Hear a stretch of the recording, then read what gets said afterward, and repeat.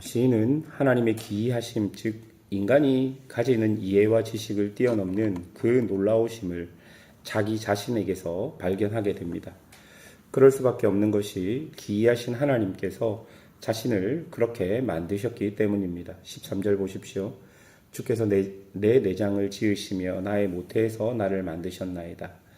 여기서 내장은 내 속의 깊은 곳, 또한 비밀스러운 곳을 의미합니다.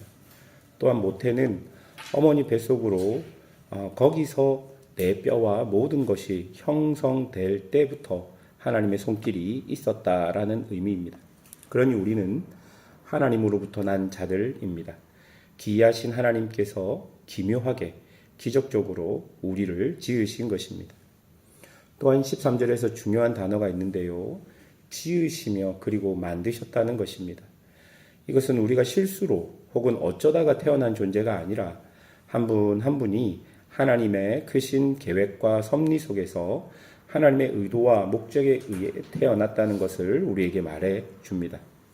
물론 이렇게 태어났지만 죄로 인하여 타락하고 하나님의 계획과 의도와 목적대로 살지 못할 수 있습니다. 그럼에도 우리 한 분 한 분이 귀한 것은 그 속에 하나님이 계시기 때문일 것입니다.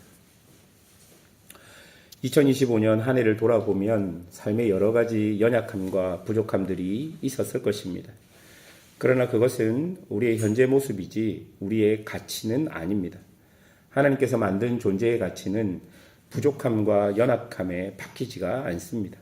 그러니 여러분 스스로도 부족함과 연약함 때문에 스스로 여러분 존재의 가치를 낮추지 마시고 부족함도 연약함도 하나님 안에서 채워지고 발전할 수 있도록 노력하시면 될 것입니다. 시인은 자신의 삶 속에서 하나님의 일하심이 있고 그 일하심을 통해 자신의 삶에서 하나님이 살아계신 증거와 하나님과 동행하는 은혜들을 경험하며 이렇게 고백합니다. 14절 보니까 내가 주께 감사하옴은 나를 지으심이 심히 기묘하심이라. 주께서 하시는 일이 기이함을 내 영혼이 잘 아나이다. 여러분 다시 한번 더 말씀드리는 것은 세상이 주는 열등감과 세상이 정의한 왜곡된 자신을 바라보지 마시고 하나님 안에서 자신을 발견하라는 것입니다. 여러분을 만드신 하나님, 여러분을 지금도 인도하신 성령님, 그분들이 여러분 삶에서 발견될 것입니다. 또한 여러분을 이렇게 만드신 하나님 앞에 여러분들은 아무것도 감출 수 없다는 것을 인정해야 합니다. 사람들은 자주 자기의 깊은 속마음을 하나님 앞에 감출 수 있다 착각합니다.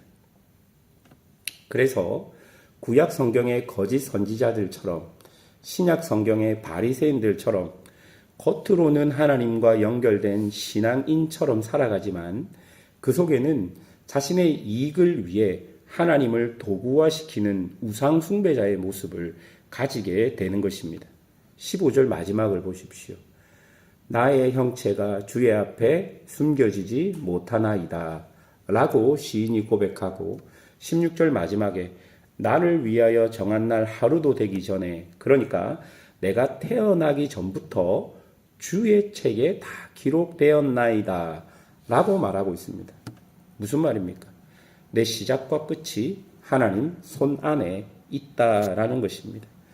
그러니 사랑하는 여러분, 제발 하나님을 속이려는 그 어떤 시도도 해서는 안 됩니다. 그것이 어리석은 일이라고 본문이 우리에게 이야기합니다.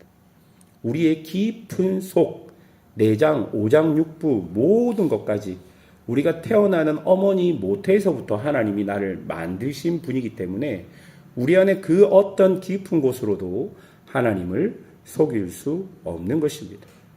여러분들이 품고 있는 악한 생각들, 겉으로는 그 악한 생각이 동기가 되지 않았다 말하지만 그 악한 생각의 동기로 다른 사람들을 해하거나 다른 사람들을 모독하는 모든 일들을 하나님께서 알고 계신다라고 본문은 이야기합니다.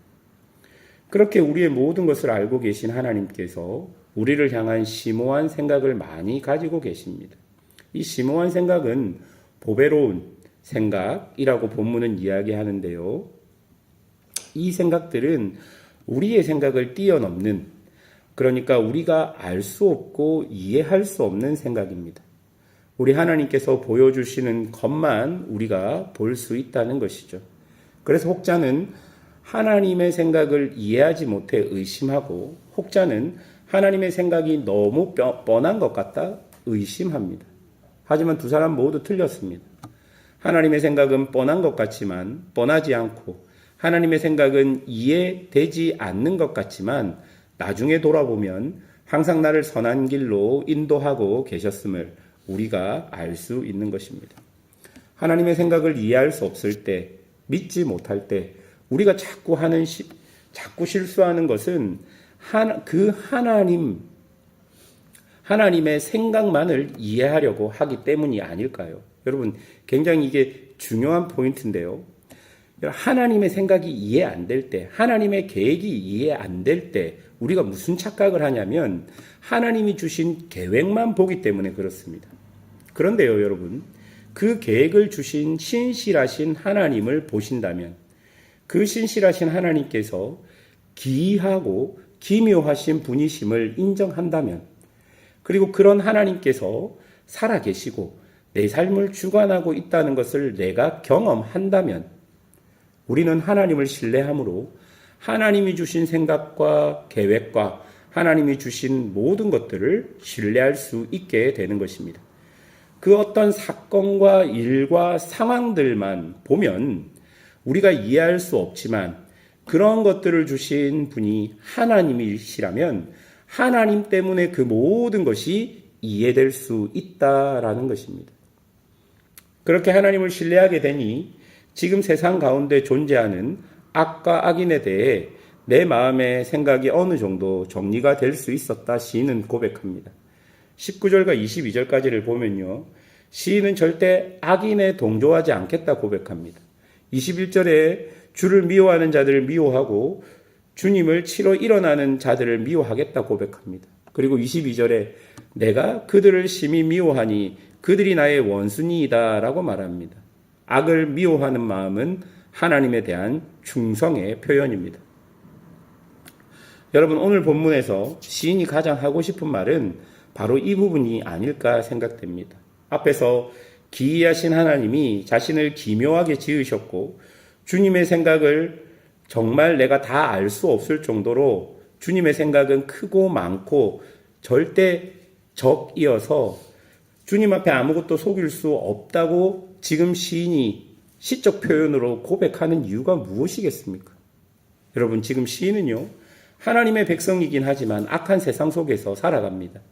그 속에서 악의 유혹이나 시험이 그 앞에 늘 있는 상황인 것이죠. 악이 강력하고 하나님의 백성인 자신이 계속 넘어지고 있는 상황인 것이죠.